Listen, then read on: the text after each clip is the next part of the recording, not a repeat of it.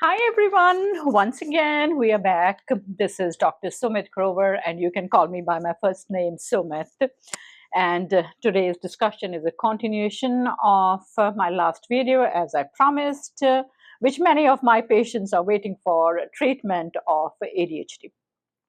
Once again, I will repeat this piece of video is for education only and is not a substitute of your treatment plan or therapy sessions. So please follow the mental health protocols and seek support from your mental health professional according to your case. Now, coming back to ADHD treatments, there are two forms of treatment, which is medication and strategies with no medication. When the patient is taking support from both of them and following it in a parallel way with each other, medication and non-medication strategies, the success rate is much higher to cope with the symptoms of ADHD. Now, whether it is because of medication or because you are following non-medication strategies, we are not going to get into that controversy or into that debate.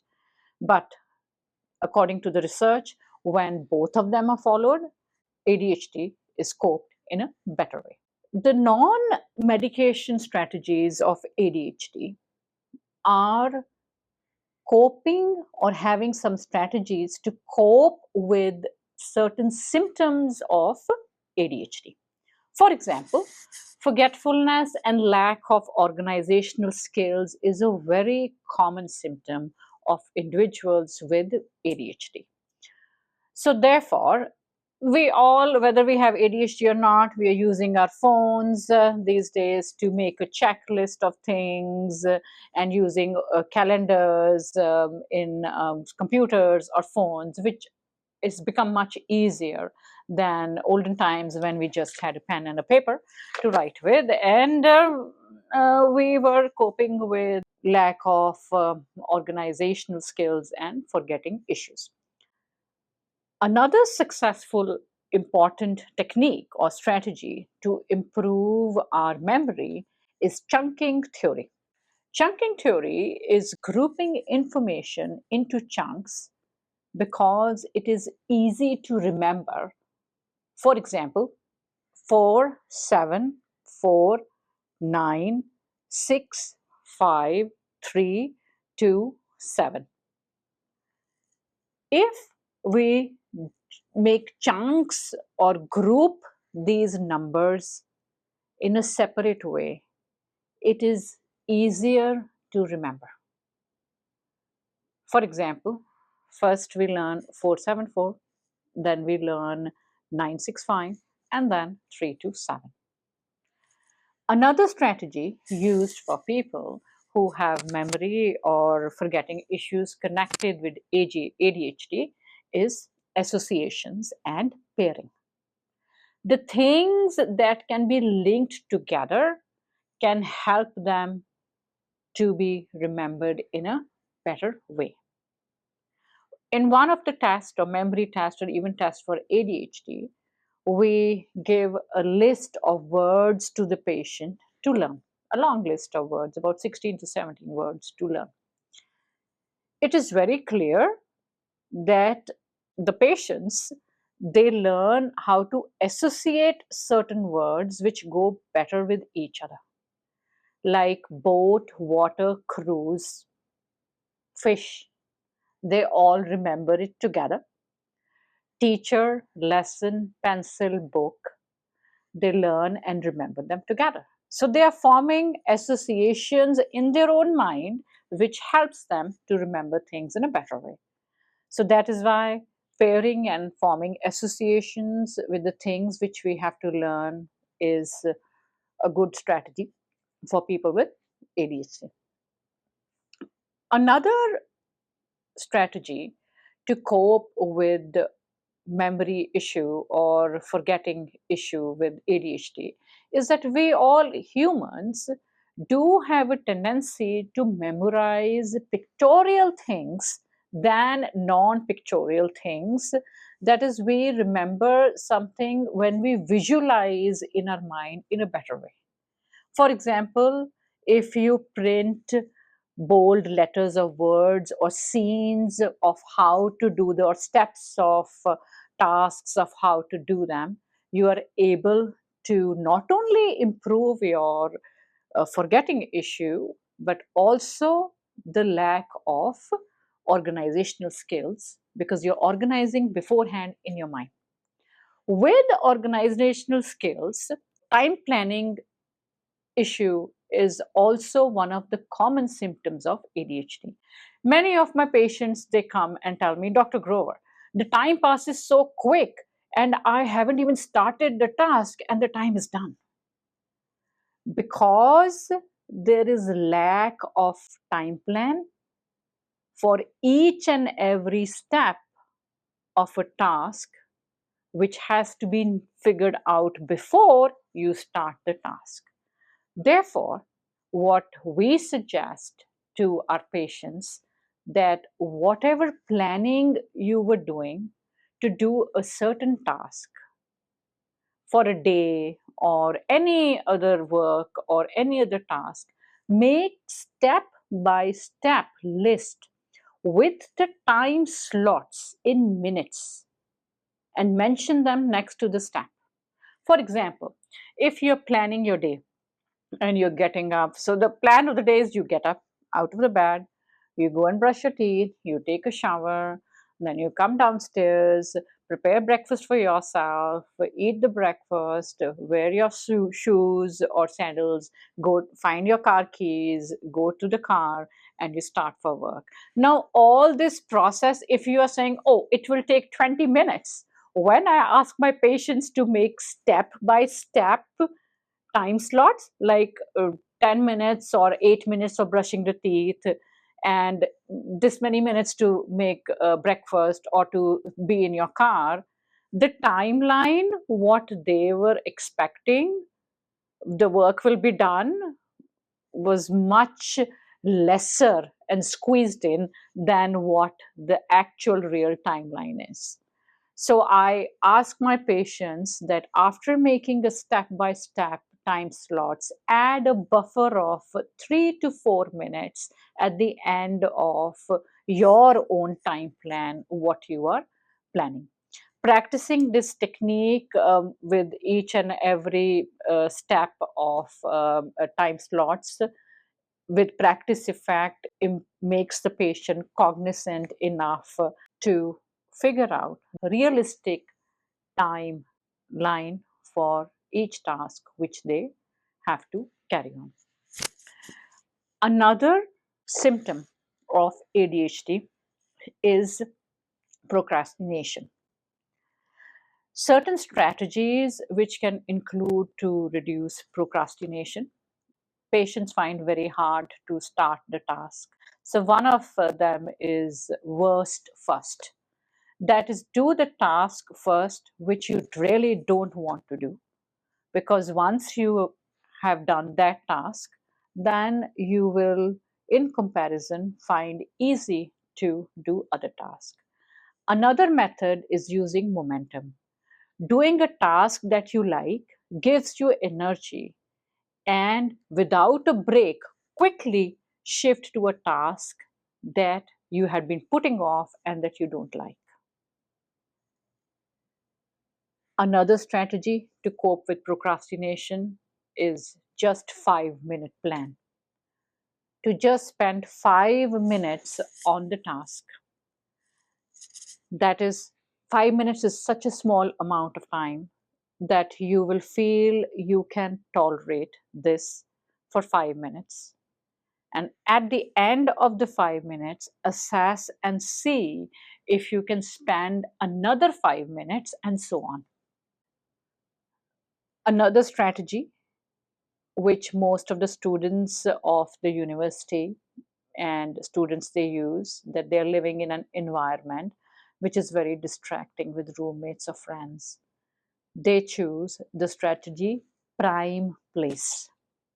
It is going to a typical environment where you can get more done, where you're motivated because of other people or the peer group doing the same task in a similar way, like study rooms, cafe or book cafes. They help you not to procrastinate, and they are more mindful of the task.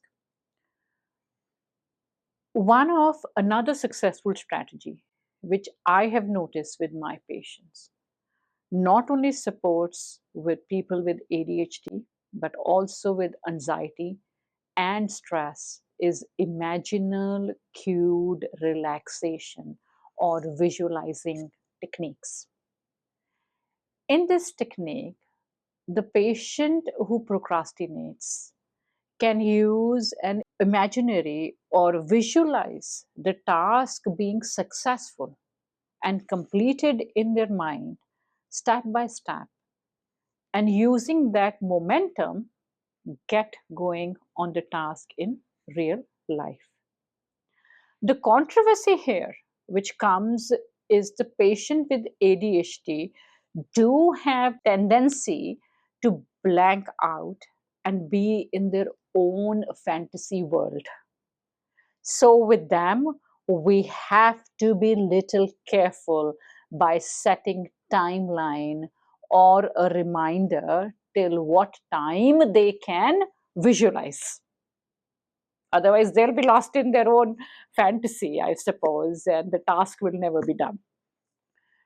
Cued relaxation technique is in which the person imagines that they are in a natural scenario with a light meditation music on the background. They visualize the details. Like, for example, if you are near a waterfall and you can imagine that you're standing there, it's a curfew, you're wearing a white colored dress, and the lavender flowers are there, fragrance is there, you can imagine butterflies, and the mist of the water is touching you. So, a complete calmness and peaceful, a complete calm and peaceful scenario can support you to not only to relax and come out of stress and anxiety, but also to increase your span of attention. Specifically, when you set an alarm to start with 4 or 5 minutes to practice this cued relaxation technique. Irritability, restlessness, and impulsivity is one of the common byproducts or symptom of ADHD. As mentioned in my previous video, the cognitive skills when having issues of attention, focusing, organizational skills, they impact the person's moods and they become irritable, restless. The common symptom is that the patient gets anxious and restless. The common strategy is that we ask our patients to process, to remove themselves from a stimulus situation for a short time before reacting or starting or engaging into any action, and allow themselves to consider the consequences, what can happen if they engage in that stimulus, and plan in a better way. This is known as a timeout for oneself. Along with ADHD, anxiety, stress, bipolar disorder, and depression can also come. So, whether you have ADHD or any other issues, mindfulness is one of a good technique which supports not only patients with anxiety but also with ADHD. Mindfulness helps you to pay attention to one's own experience through senses and mind. Mindfulness exercise help to be non-judgmental and observe your own presence and existence without judging upon yourself or the environment, what may happen around. Paying attention to your senses and mind. Stillness in heart and mind support the patient to have not only stress reduction, but also improves their span of attention. Mindfulness exercises supports the person to regulate their emotions too. You all must have noticed when we went through pandemic, through COVID. That was the time when we actually felt our existence dependent on breathing in oxygen or air, which we don't pay attention to unless it's taken away and we are suffocated. Then we realize that our existence is dependent on breathing. Therefore, mindful and breathing exercises do support the person to realize their existence and to relax. In mindfulness exercises, we pay attention to our body, sensations, and to our breathing. With many of my patients, I've supported them with mindfulness exercise, like, for example, band of light, in which you set an alarm of 6 minutes or so to start with, and practice this exercise by imagining a band of light around your head and imagining it rolling down slowly and slowly down to your feet and then slowly back up, and feel the physical sensations of the body as the band of light goes up and down. If you lose attention and you start thinking something else out of band of light, oh, what am I cooking for dinner? Where am I going this weekend? Do not criticize yourself, because it is natural that you are going to be distracted. Come back to where you left the band of light and start again from that place where you left. Start feeling the physical sensations and pay attention to your breathing. Practice a fact makes it successful. Many of my patients, they started with 6 minutes till the alarm goes on, and they stretch it to 20 minutes and 45 minutes with success. Most of the cases with adults with ADHD, we follow family systemic therapy or systemic therapy to support the patient. When we talk about family systemic approach, it is more of involving a family member or partner into therapy, because people with ADHD find hard to fill in the communication gap and have the tendency to read the other person's mind in a different way, in a very unique way. So, therefore, when the patient's partner comes for therapy, he or she can be supported with psychoeducation and to have a better understanding of their partner, that how their mind works differently in a unique way than they themselves, and how to follow certain strategies back home to make their life better. For example, one of my patients come to me and say that I always have to pick up his or her leg, otherwise work is never done at house. And the patient with ADHD mentions, no, this is wrong, Dr. Grover. If she leaves it on me, eventually it is going to be done. So out here, the therapist have to come in to cause awareness that actual problem is that timeline slots are not matching between the two partners, and completion of step by step task with timelines is not happening. Therefore, the work is not done. So, when in the session they are supported together to make those time plans and slots, including the days of the week, the task can be done smoothly. Therefore, couple therapy can help for patients with ADHD. When we talk about systemic approach, out here we have to give some recommendations to the system or environment so that the person with ADHD can cope with the symptoms of ADHD at work or at school or college, for example. People with ADHD will take more time than required to complete their projects or test or exam.